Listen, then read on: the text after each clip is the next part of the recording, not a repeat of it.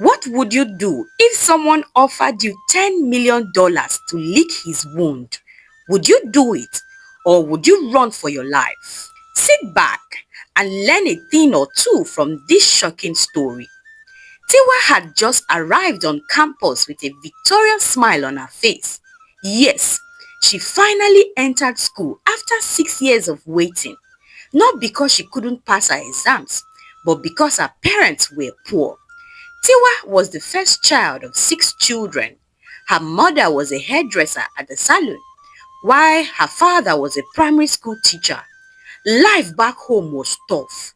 Tiwa had to step down for her younger siblings to finish secondary school before she could pursue her university education, because her parents couldn't afford to pay everybody's school fees at the same time. But now that she was here, her feet touching the very soil of the school she had dreamt of for 6 years, she swore she was going to make the most out of it, academically, financially, and socially. Tiwa started class with her other classmates, and in just a few days, the other girls in her department started noticing the beautiful girl with the stylish braids in class in the person of Tiwa. Tiwa's braids were unique, fashionable, and classy, different from what the other girls knew. Tiwa learnt hairdressing from her mother. In fact, she came from a long line of hairdressers, and transforming a lady's look into a diva with her hair was one of the things she was good at. Soon, all the ladies in the department started asking her about her hairstyles and where she had them made. And Tiwa, who was a smart money lover, took the opportunity to blow her own whistle, telling them she was the one who made the hairstyles by herself. The girls were impressed, and they started trooping into Tiwa's hostel room to get their braids done. In a matter of weeks, Tiwa's name was on everybody's lips as the girl with the magic fingers. Tiwa started earning small money to buy herself the fancy things she had always had eyes for. One day, as Tiwa was about leaving the lecture hall after her lectures had ended, a beautiful, classy, and rich-looking girl approached her.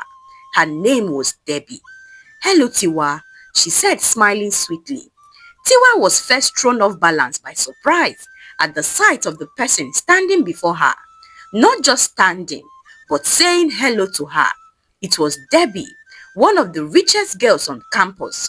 She and her friends drove the most expensive cars and wore designers as if it were ordinary singlets. Tiwa nervously replied, "Hello, Debbie, good afternoon," she greeted. So I heard about you and your magic hands for braids. And I don't know if you'll be free to come make my hair in my apartment this weekend. I'm tired of this Vietnamese human hair. I want a fresh look," Debbie said. Chai, even the way she spoke was classy. Who is her father self?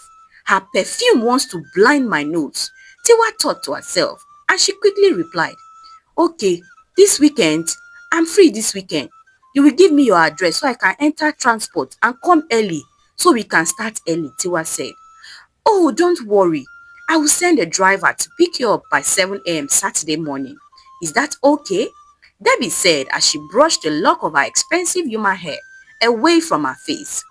"Here, type your number here," Debbie said as she handed Tiwa her iPhone 16 Pro Max. "Chai, see machine," Tiwa muttered under her breath. "God, where no," as she typed in her phone number into Debbie's phone. That evening, Tiwa couldn't stop thinking about Debbie, about how she looked rich and classy. She could still perceive Debbie's perfume on her palms from when she held her iPhone. Tiwa wished she was like her. She wished her parents were rich like Debbie's parents. But were Debbie's parents really rich? Let's find out. Saturday morning came, and truly a driver came to pick Tiwa from her hostel to Debbie's house. Tiwa couldn't stop staring at the lush cushions and sleekness of the car. The air condition nearly dried her blood like iced fish, as she had never experienced something like that before. Despite the chilling air inside the car, Tiwa couldn't complain, so the driver would not call her a village girl. When they arrived at Debbie's flat, Tiwa's mouth dropped to the floor in surprise. The entire house was luxurious, like the houses in movies. The furnitures and electronics were given premium quality. The air condition was blasting with full force, making Tiwa shiver with cold. As she was admiring the space, Debbie walked into the living room wearing a robe, her body still wet from the shower. "Hello, Tiwa. I'm glad you came, oh. I have a party to attend tonight. I hope we can finish before evening. I want my hair to be perfect." "No problem. I'll be very fast, and I will make a very fine style for you," Tiwa replied, shivering from the cold from the air conditioner. Tiwa, are you sick? You are shivering," Debbie asked with concern on her face. "No, Auntie Debbie, it's the AC.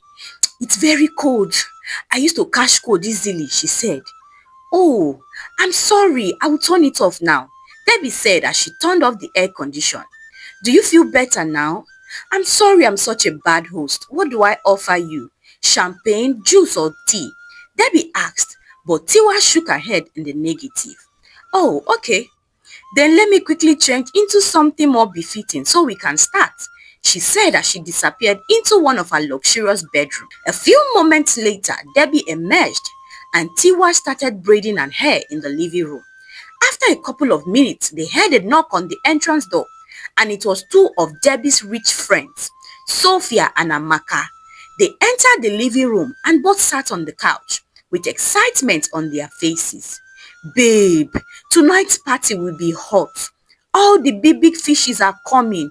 Omo, I have to look my best to catch a big client, oh," Sophia said. "Yes, oh, we all need to bring our A game to get fresh clients. Our old clients are no longer paying well as before," Debbie said.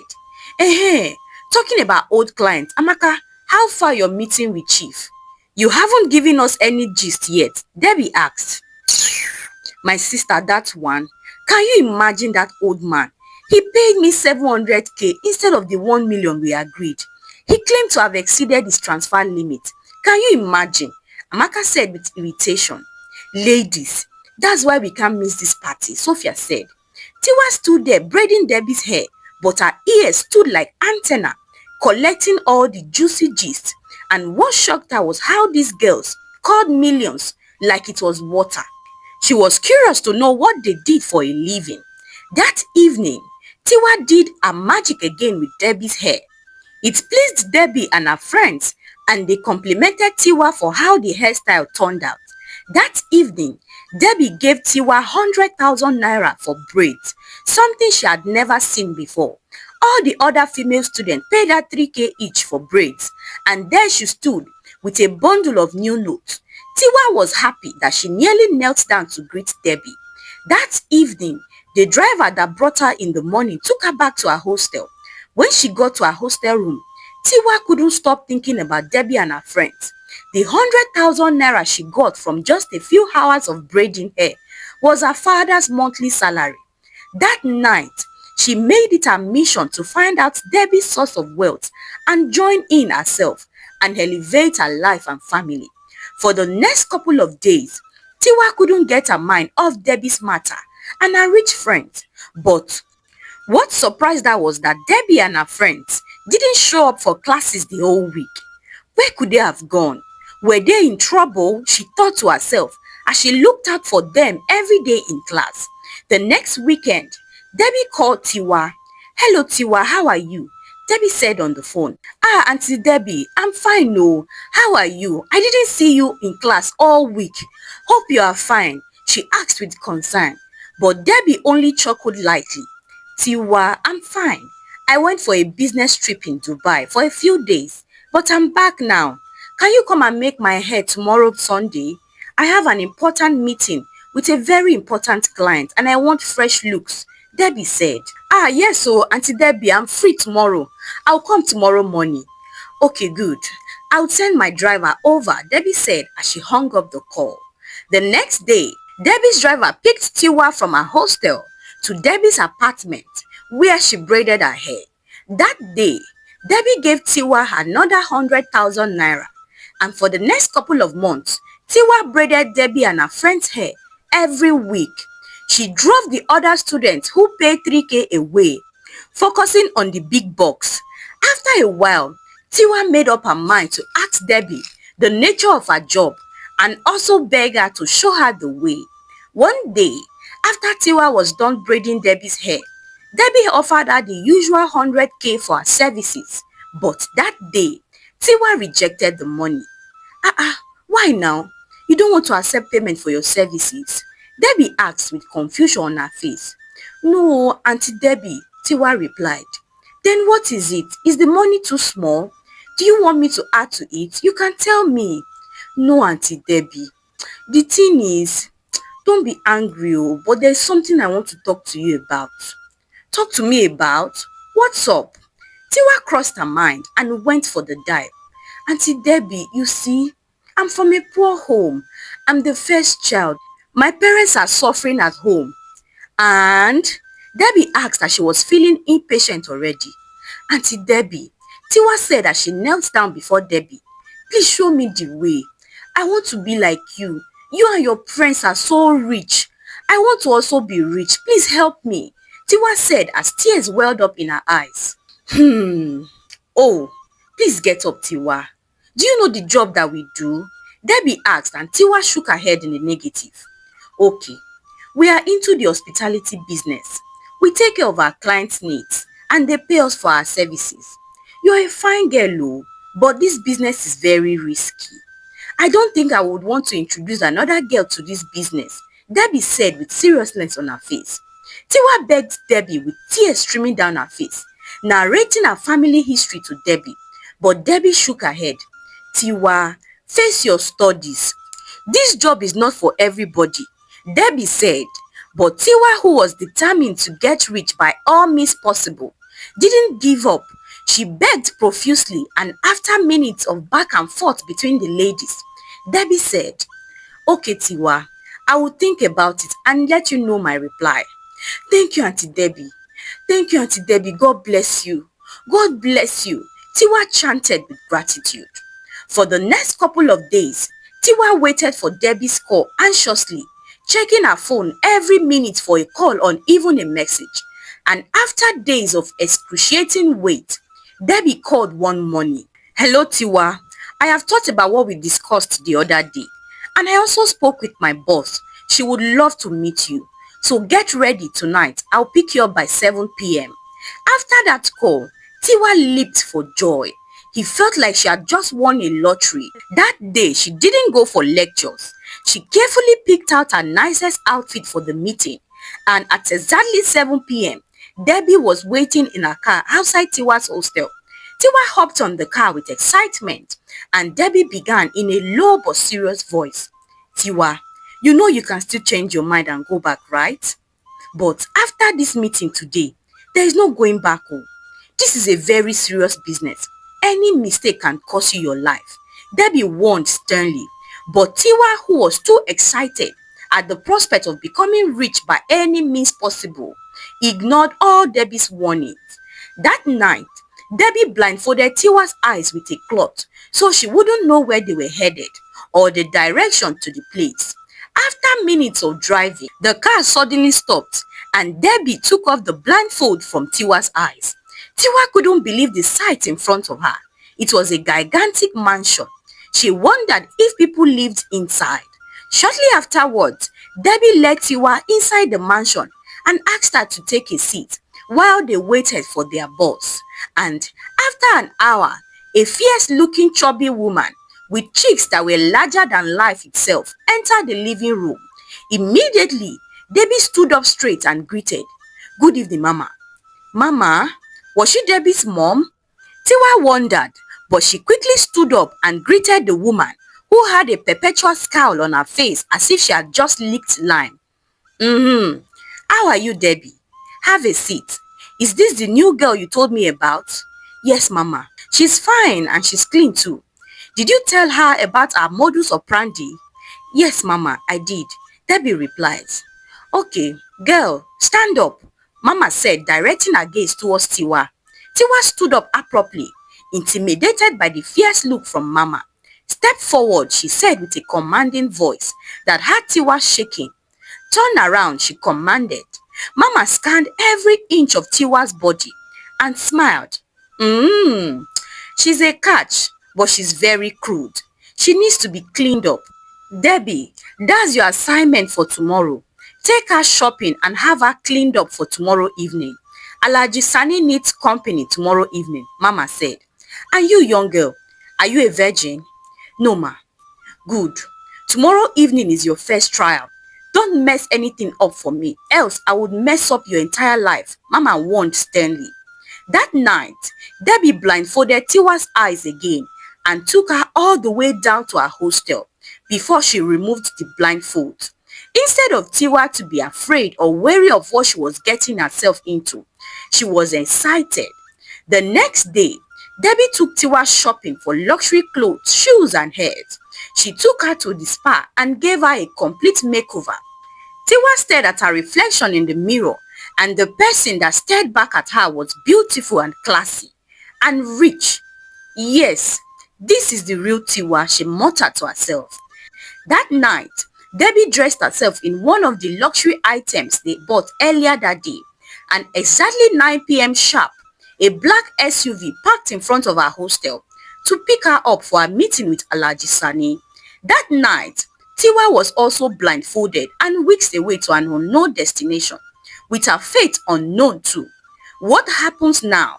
Will Tiwa make it back in one piece? Let's find out. That night, the driver drove her to a lavish mansion where her blindfolds were taken off. The driver ushered Tiwa into a luxury living room and said, "Ma'am, have a seat. Alhaji will be with you shortly. Do you need anything to drink or eat?" The driver asked in a calm and professional voice. Tiwa shook her head in the negative, as nervousness was eating her up from inside.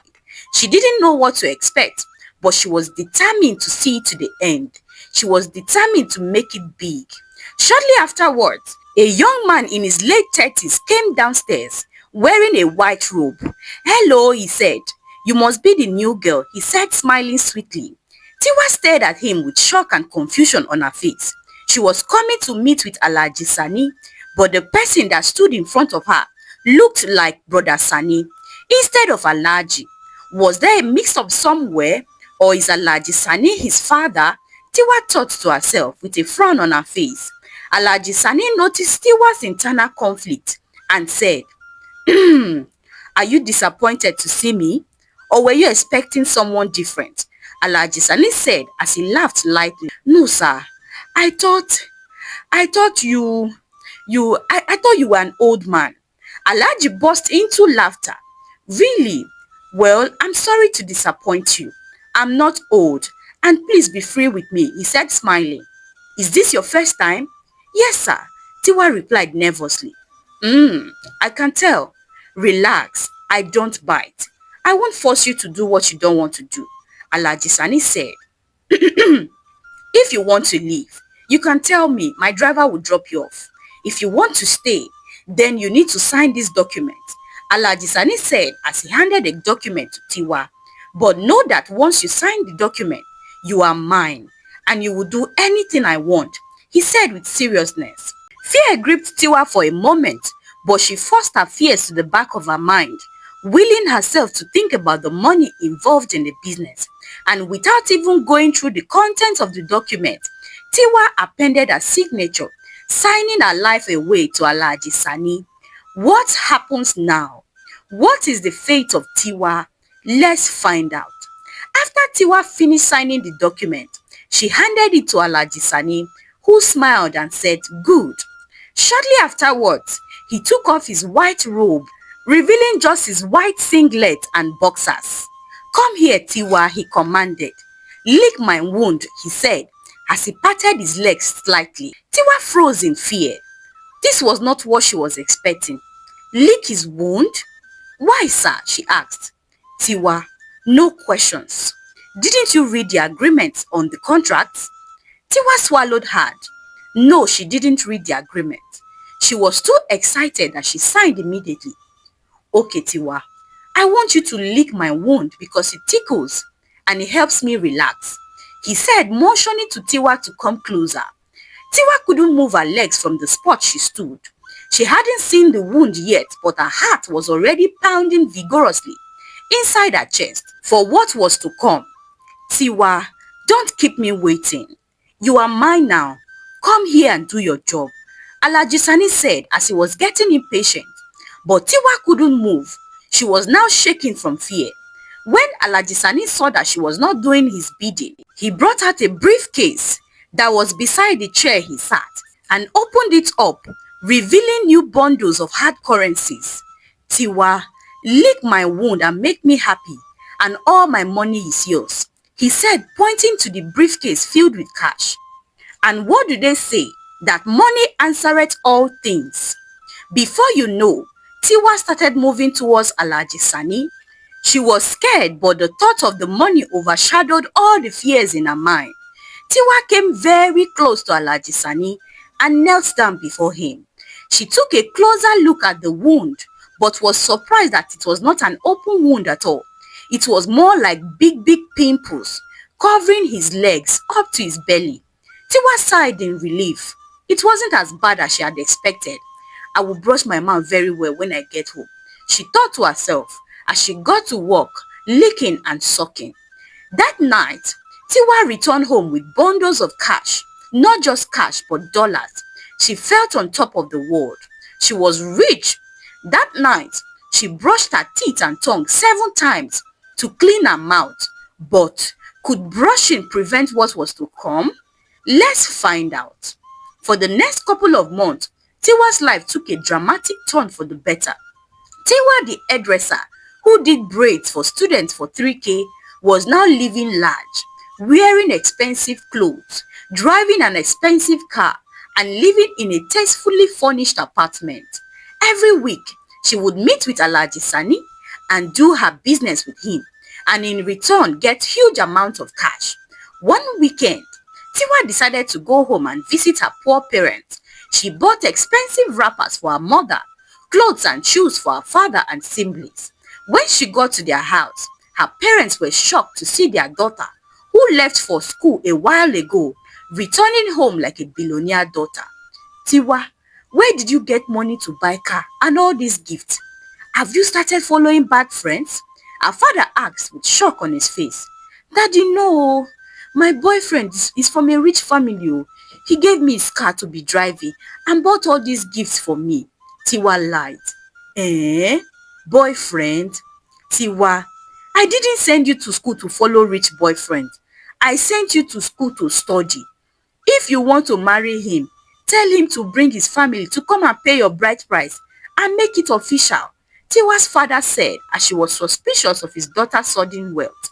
Tiwa, return these gifts to him.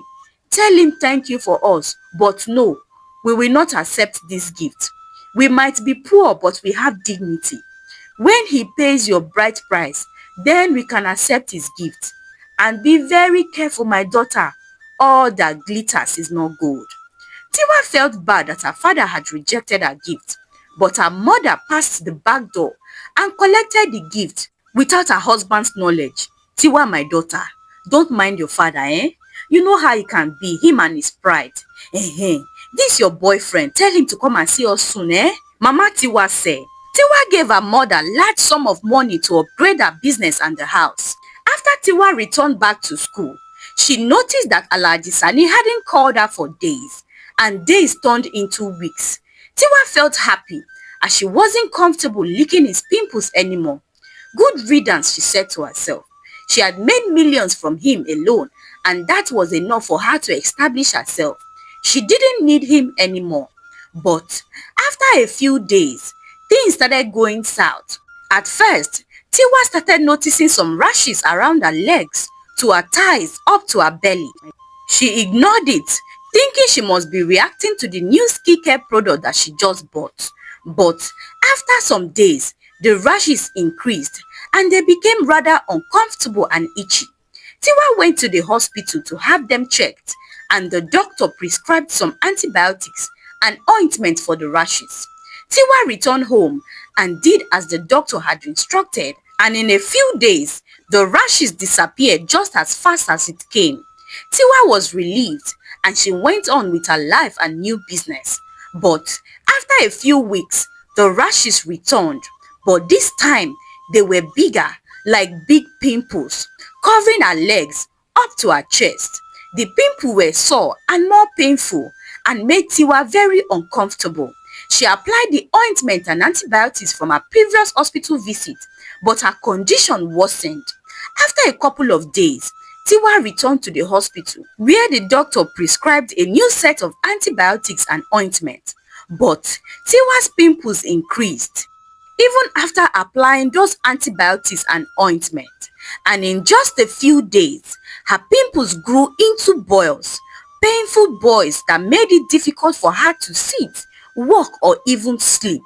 Tiwa consulted different doctors and specialists, but her condition worsened, and after a few more days, her boils started bringing out pus with a strong offensive odor that made her entire apartment smelling like dead meat. One day, as Tiwa sat on the floor in the living room, her body frail from the excruciating pain she was in, her mind went to Alhaji Sani. Could it be that his pimples were highly infectious and she had contracted a strange disease from their encounters? Different thoughts flew through her head. At this point, she needed help as she was desperate. Every day, it felt like her life and her essence was being sucked out of her body by something dark. That day, she called Debbie for help. When Debbie got to Tiwa's apartment, the strong smell of dead meat was the first thing she noticed before her eyes landed on Tiwa, sitting on the floor, writhing in pain, her body frail. "Tiwa, what happened to you? What's that smell?" Debbie asked with worry on her face. "Debbie, I don't know. It started some months ago as rashes, but now it's about to take my life. I'm in pains. Debbie, please help me." Tiwa cried desperately and weakly. "But how? Did you catch a disease from a client? Didn't you use protection?" "I did, Debbie, but I think this has something to do with Alhaji Sani." "What about Alhaji Sani? What did you do with him?" Debbie asked. But Tiwa couldn't bring herself to tell Debbie what she did with Alhaji Sani. "Debbie, please help me find Alhaji Sani.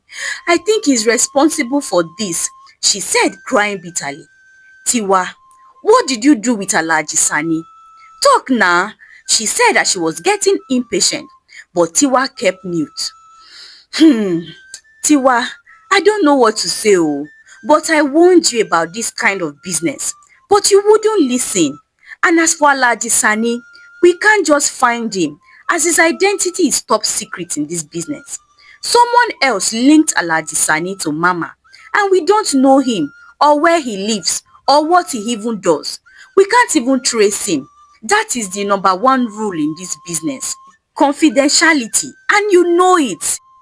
My dear, I think you should call your parents for help, because this matter is getting out of hand," Debbie said as she hurriedly left Tiwa in her apartment alone. For the next couple of days, Tiwa tried to manage things on her own without involving her parents. She called different doctors to check on her at her house, but her situation got even worse. Her boy started decaying, leaving an open wound that smelled like rotten meat, and her strength was diminishing every hour of the day. At this rate, Tiwa knew she couldn't survive a few days without getting help.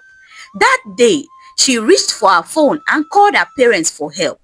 When her parents got to the address their daughter gave them, they were shocked and surprised at the lavish apartment their daughter lived, but they were met with a greater shock when they saw the state their daughter was in. Tiwa, their bubbly daughter, was sitting on the floor, her body weak and frail, her skin covered with strange wounds with smelling pus. "Ah, ayé mi o! Tiwa, kí ló dé?" her father exclaimed as fear gripped him. "Tiwa, what happened to you? What did you eat?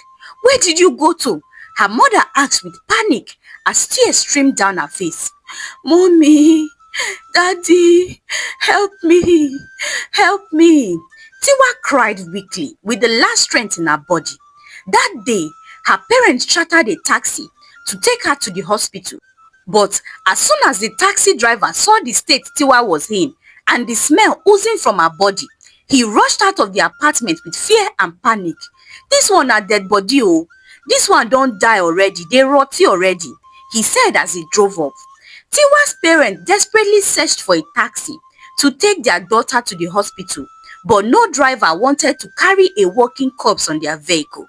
Tiwa had a car, but her parents couldn't drive, so the car was useless at that point.